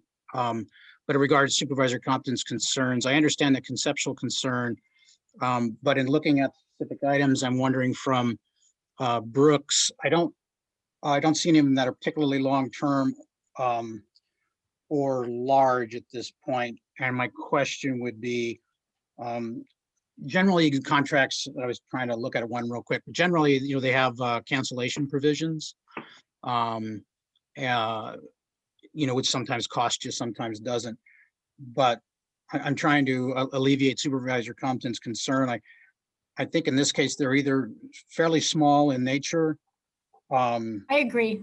Or, so I understand the conceptual concern, but I'm thinking that there's not a specific one on this list that would, commit us to a large dollar amount for a large number of years, and would be affected too adversely by any eventuality we might face. So I'm wondering if maybe Brooks or Jeff could be reassuring in that regard, and try to address your concern. If I may, so if we're going to pull them, I'll discuss them individually, or I can discuss them now. It's you let me know. Let me make a suggestion here. I know, for example, on item 10, which is the agreement to have the HHW at the Morro Bay plant, this proposal is for a 2-year extension of that contract. And I'm confident that whatever happens in the future, that facility that contract will be honored by someone, because that's a facility that's very needed. So, and I think it's $1 a year. So. That is correct. It's $1 a year, and it is for Morro Bay and Cayucas. Mr. Chairman, it's Bruce. Yes. Mr. Chairman, I move approval of consent items 6 through 10. Hammond seconds on that. Motion and a second. Any other discussion? Cheryl, roll call vote, please. Just for clarification, I'm so sorry. I have a second from Mr. Hammond. Who was my first, please? This is Bruce. Mr. Gibson. Okay, Mr. Gibson, and that was to approve items 6 through 10 on the consent agenda. Is that correct? Correct. Yes. Okay, so Mr. Gibson, Yes. Mr. Hammond, Aye. Miss Arnold, Yes. Mr. Burbeau, Yes. Miss Bright, Yes. Miss Compton, Yes. Mr. Heller, Yes. Miss Pease, Yes. Mr. Newton, Yes. Miss Ortiz-Leg, Yes. Mr. Pichon, Yes. Mr. Storton, Yes. and Mr. Enns. Yes. Motion passes unanimously, 13-0. Okay. Thank you, Cheryl. With that, we'll take item number 11. Okay, so my thoughts about this, Brooks, there are a lot of theaters in the county. There seem to be only a few on this list. Can you talk to us about why that is the case and what your strategy is in using this marketing in movie theaters, which may or may not be in great attendance at this point in time? Yes, sir. Thank you. Yes, these are just the first theaters to get back with us. Kelly has been actively trying to reach out to all the theaters in every location. Some of them are more active than others and get back to us sooner. So these are just the first 2, but our goal would be to cover every theater. And if you look at the actual detail here, we would get 13,600 showings, and to a captive audience. This is showing before the movie begins, and they're just waiting, sitting there eating their popcorn in a dark room looking at the screen for $13,000. So it's $1 a piece. So even though there may not be the greatest attendance, but my wife and I have been going back to movies, and there are people there. And so it's a very inexpensive way to catch maybe some of the people. I just showed you we have extensive outreach and education through schools, through businesses, through social media. We do the mailers, we're doing flyers, we're covering the entire spectrum, but we have not done what may be considered some of the old fashioned, but this is catching some of the people that maybe aren't on social media or getting those other things. And we're going back to the basics of movie theaters and billboards. And it's not a very expensive cost for 6 months of exposure and the amount of exposure. So if more theaters respond, this budget or dollar amount will go up? Is that what you're telling Yes, me? yes, we would probably bring back an additional amount for those theaters depending on the cost. And excuse me for not knowing the answer to this question, but are we allowed to have 100% occupancy in movie theaters now, or are we at 50%? Does anybody happen to know? You're not allowed to have 100% yet. I was gonna say, Okay. yes, my experience is there's social distancing and you have to pick your seat and wear your mask. Okay, those are my questions. June 15th. Mhm. June 15th, right? And then Hopefully. regarding social media, could you tell me a little bit about what the IWMA is doing with social media? Yes, sir. So we contract with we outsource that portion, but we're using all of the major Twitter, Facebook, Pinterest, etc. And like I said, we have several 100,000 hits on our website, and we get 500,000 or more digital impressions from people who do internal in this market with their cell phone or computer. We're getting the pop-ups on that.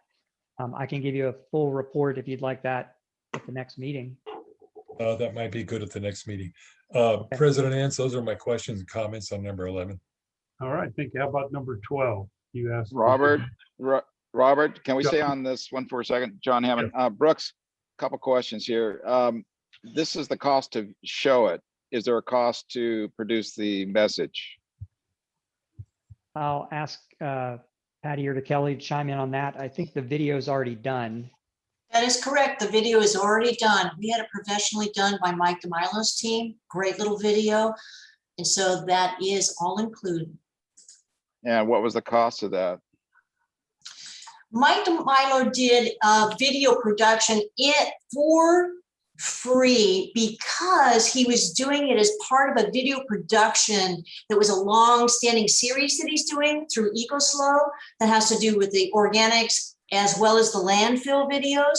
So he was doing it in production anyways, and he just allowed us to use it. Great partnership. Thank you, Patty. And what was the content? I mean, have we seen this ourselves? And I can take you and show it to you. Yeah, we've seen it. Are you talking about Mike DeMilo's entire videos? no, basically this message that we're trying to put out to the public. Yeah, it is on getting it into the green card. It shows Stacy, a staff employee for Mike DeMilo. It shows her at an anaerobic digester, which is HZI, with a green can beside her. And in the video, it shows what you put in your food scrap cart and then pouring it into the green container. It's really great. I'd like for you to pass that on to the members. I think it would be good to see. And why is it then we're basically, this same company also handle other theaters, or is it just these two theaters that this company works with? This is a theater company that handles just the ones we're working with right now. We have reached out to other theaters. We're going through negotiations on rates and trying to get it scheduled. Some theaters, honestly, weren't answering back right away, right? So we're working through the other theaters. Okay, all right, thank you. That's all I had. You're welcome. And I'll take and send out an email after this presentation with every single, the actual video, so you guys can see it. All right, thank you, Patty. Mhm. Okay, any other questions on item 11? Chair Ends, Andy Pease, it's kind of an 11 and 12 combined, and apologies if this was already addressed in prior meetings, but is there kind of an overall strategic marketing plan that's been developed by experts in this field, with budgets for each of these bits and pieces, just so that as these contracts come up, we have an ongoing context, like, oh, this is a budgeted item for this is a budgeted item for that. What's kind of the approach to that advertising, and how was it developed? Okay, I'll refer that to Brooks. Yes, at this point, we have not paid for that because we have such extensive programs. But if that's something the board would like to see, we could certainly get a price for that and develop that for consideration. Is it, even if it's developed in-house, is there kind of a strategic plan? This is how we hit this market. This is how we hit that market. I get it that we have kind of ongoing education, but it seems like since this is something new, that maybe came Yeah, to our knowledge, we're out of a reaching out. strategic decision.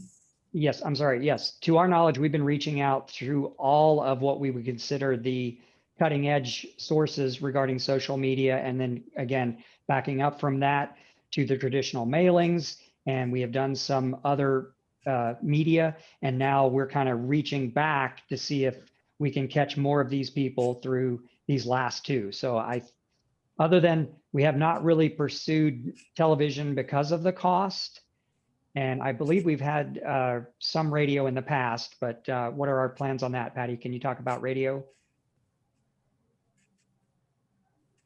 Absolutely. We are doing radio currently, in fact. We just finished up a current campaign, and then we're going to roll into another campaign. We're going to change it up a little bit, try to focus. Sometimes it'll be residential focus, getting it into the green can. Other times it's going to be more business focused, especially if we're going through the edible food diversion, or maybe it's just like on a restaurant focus, getting you on the green bin program. So we'll tailor those commercials to specific audiences, as well as we're going to start doing Spanish speaking radio. We feel like lots of people who work in the industries that we touch on a day-to-day basis are Spanish speaking, right? And we really need to target those guys with their own language. Great, thank you. And, as once we kind of go into the discussion, I'd be interested in hearing the opinions of colleagues if we need to. Perhaps our staff experience carries us 90% of the way, but it might be appropriate because this is such a high impact and potentially cost intensive effort on the 1383 that maybe we need to bring in some professional consulting to really make sure that we're touching the bases in the most strategic way possible. Right. Thank you. Anyone else? Yeah. Chairman Enns. Oh, I'm sorry. Is there somebody before me? This is Dawn. Oh, okay, Dawn, please go ahead. Thank you, sir. I would be in agreement with Andy. I talked a little bit yesterday to Brooks about an outreach effort in regards to children at school that's a little bit more robust than just coming in with a video. So I think that the message is clear that this is going to be a heavy lift for folks, and that a real strategic plan is going to be necessary to look at the options that are most cost effective to get the biggest bang for our buck, to really start to adopt the kinds of habits in order to utilize the green bucket and all of the things that we have. I mean, I think, you're right, Patty, that residential is one thing, but, restaurants are another, and then Spanish speaking, all that sounds good. But I too would like to see something on a more packaged way that is, strategically laid out, on a calendar basis.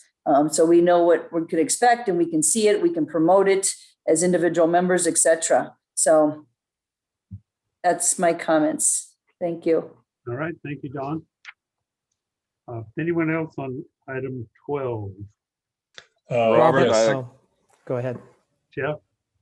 Thank you, President Enns. With respect to the billboards, Brooks, are these existing billboards where we would just put a new advertisement on it, or are we building new billboards? That's kind of my first question. Second one is there a county ordinance or restriction on billboards? Does anyone know what that might be? My understanding is we are putting a poster on existing billboards that are licensed and legal, and they would be up for about 6 months. And then they rotate throughout the county, so you get additional exposure versus one location. But it is just a poster attached to the existing sign that's permitted. Okay. And then as part of the marketing effort, are you helping jurisdictions with putting information on their websites? Patty can speak to that, but yes, we've been partnering with them for quite a while. Go ahead. Yeah, so each jurisdiction has a link that when you go on there, specific to hazardous waste, or maybe it's recycling, it's going to shoot you right over to the IWMA website. And that's including the county websites as well. Even the smaller CSDs are really good about that too. So we're connecting up via the websites. And when it comes to social media, every month we reach back out to the 7 cities and the county and even the special districts. Because sometimes the special districts don't maybe have Facebook or social media, but maybe they have like a newsletter. So we're reaching back out, connecting up, and getting likes and connections with the cities, county, and the special districts in that way too. Once a month. Okay, thank you for that. You're welcome. Those are my questions and comments, President Enns. Thank you. Robert, John Hammond had another question. Yes, John, please go ahead. Yeah, thanks. This is being a state initiative, 1383. What is the state doing to get the word out? Does anybody know what their budget is to inform and then educate? I don't know what they're doing exactly regarding education. I can say that they've put extensive effort into developing the training and the modules for the jurisdictions like us. And so that's their effort has been designed to educate us or help us get the message out for them. Do you know of anything beyond that they're doing, Patty? Yeah, in all fairness, it's really a monumental task, right? As we know, even at our local level, getting the message out and cutting through the white noise on whatever you're trying to get out is extremely challenging. So all I can say is that when we reach out to Cal Recycle, they are absolutely on their game. They're very responsive to us. We ask literally 60 questions a week, running it up through the legal ladder. We have a great relationship with them. We work well with them. They're responsive. I don't know. I wish that there was more funding, right, in the forms of grants or whatever. And they keep saying that more funding is going to be coming, whether it helps with the edible food portion or, I don't know, maybe even container purchases. We haven't really seen that yet. But I really think I have a good feeling with Cal Recycle and a good working relationship. Patty, would you kind of say then this is like an unfunded mandate from the state again?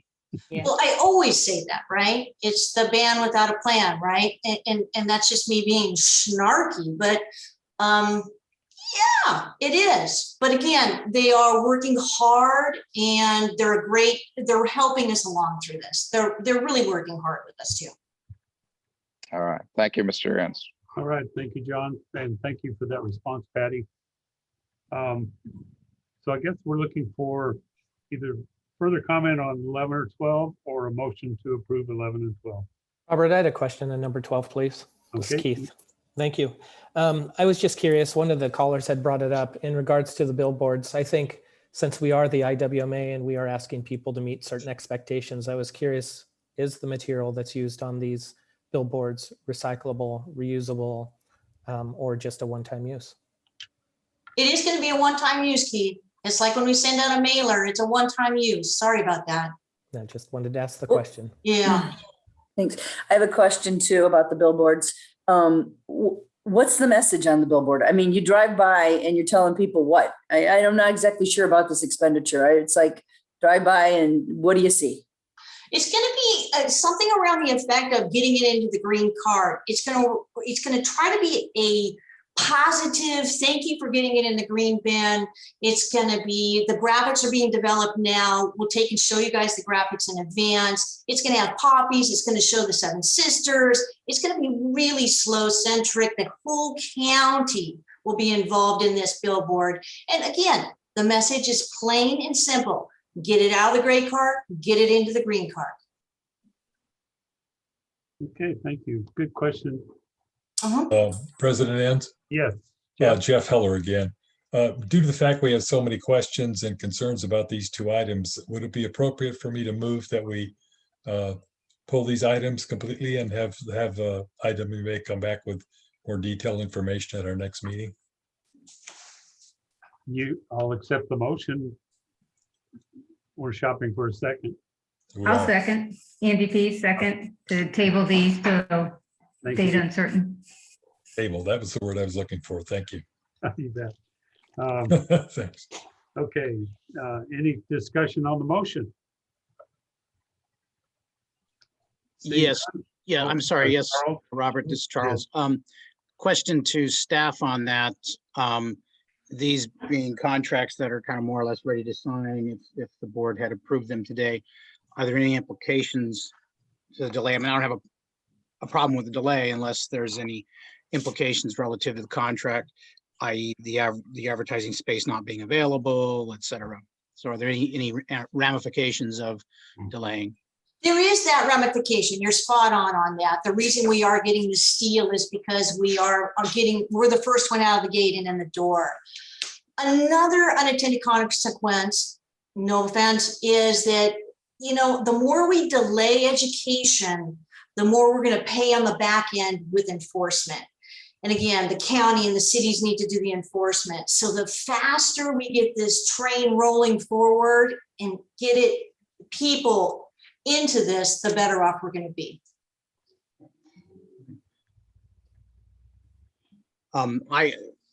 That being said, I mean, this would be, I guess, an alteration to the motion on the floor.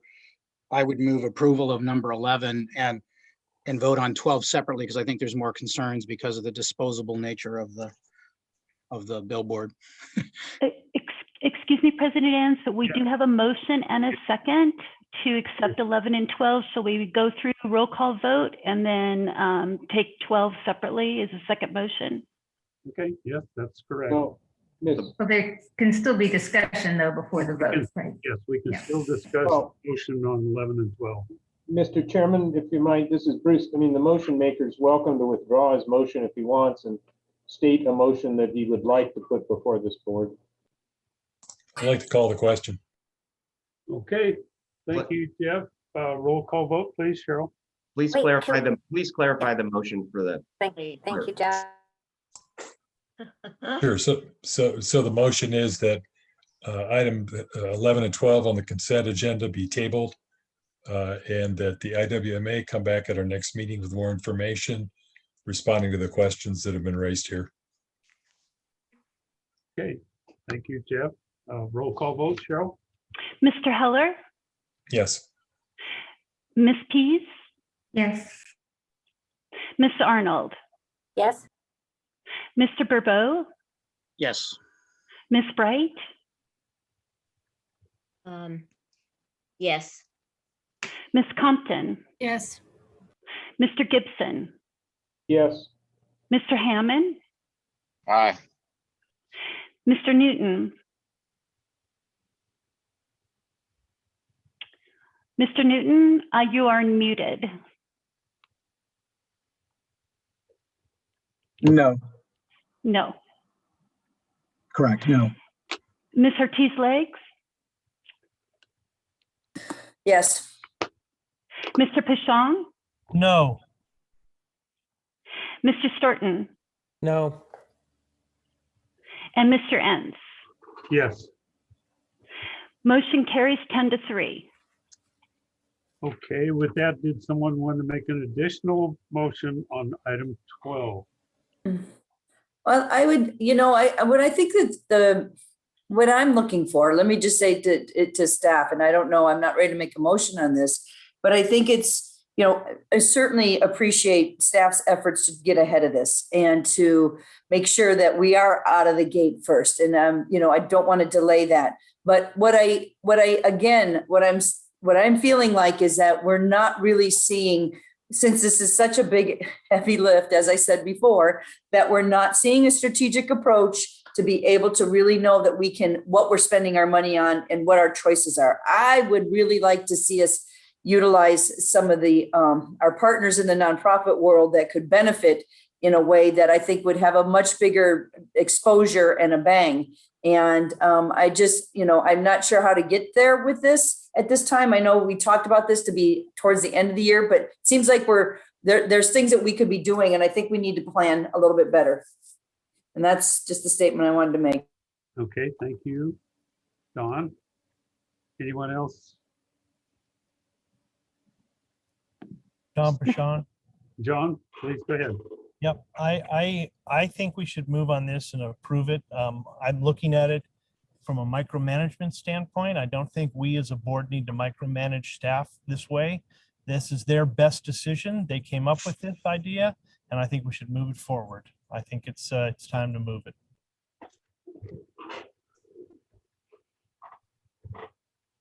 Okay, well, we have a motion to, approved motion to delay this for till the next meeting. I do agree with you, John, that we need to move on and we should have competence in staff. I think the issue here was perhaps allowing the board to see what was going to be on the billboards, and maybe that brought up some questions. So seeing no additional motion, then what I do is we'll close consent. Well, was there going to be a motion on number 12? I'm sorry, I thought that last one was on. No one put forward a motion on 12. Thank you. Well, the prior motion was on 11 and 12. That's correct. Got That's it. correct. Thank you. Okay. Okay, so now we'll go to the regular agenda items. And that really is just board member comments and future agenda items.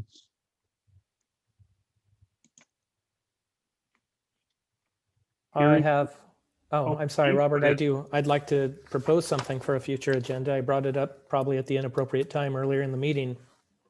But in order to be proactive and not reactionary to particularly what Supervisor Compton mentioned about, there's a lot of unknown moving forward, and we're trying to make discussions and agreements about a future we're uncertain about. I'd like to incorporate in a future meeting possible opportunities to have discussions publicly about attractive ways that can keep us together. And I'm not sure what that can look like or if I have agreement, but I'd like to propose that and get consensus to move that forward. Okay. Anyone else?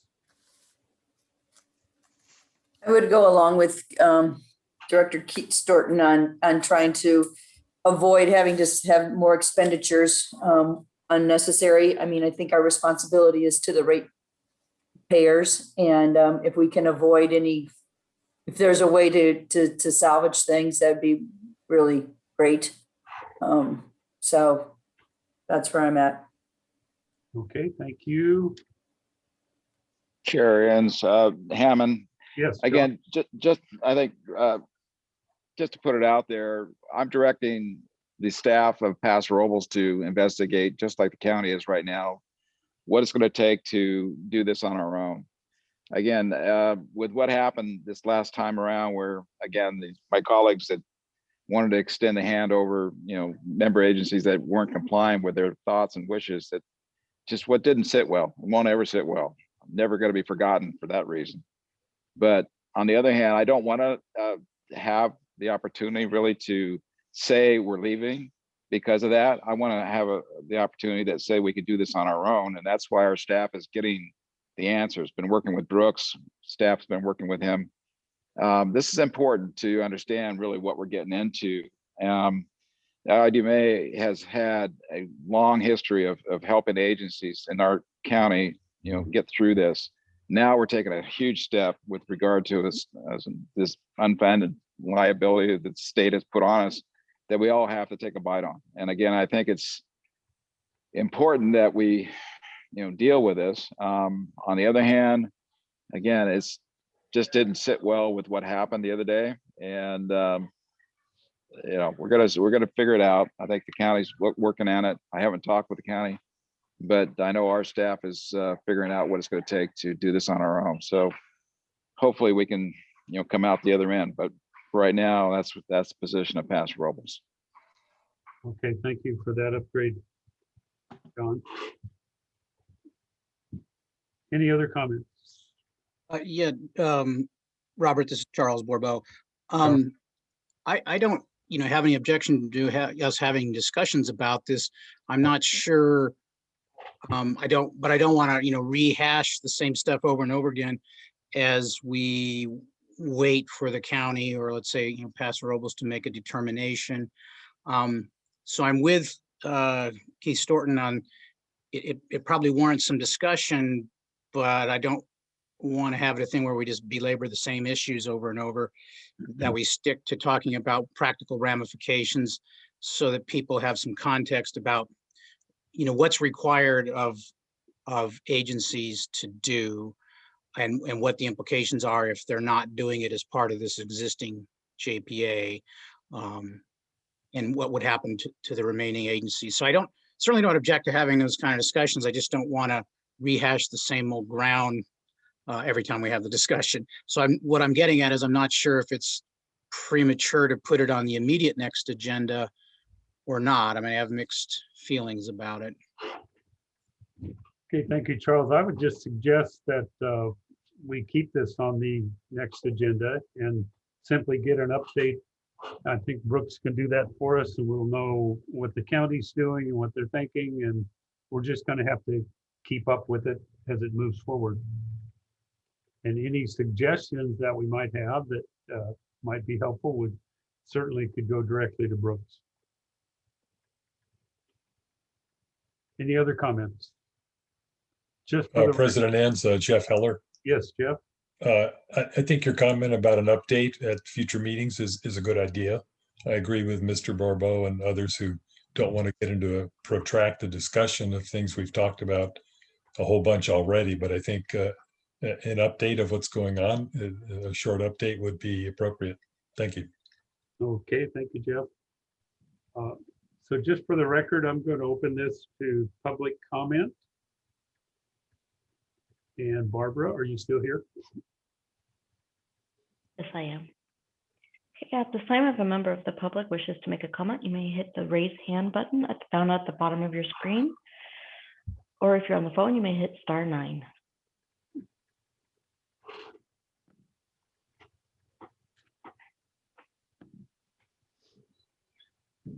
Okay, Janine, I think your hand was raised.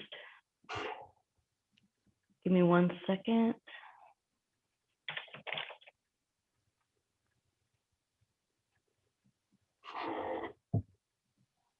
Oh, where'd you go? Okay.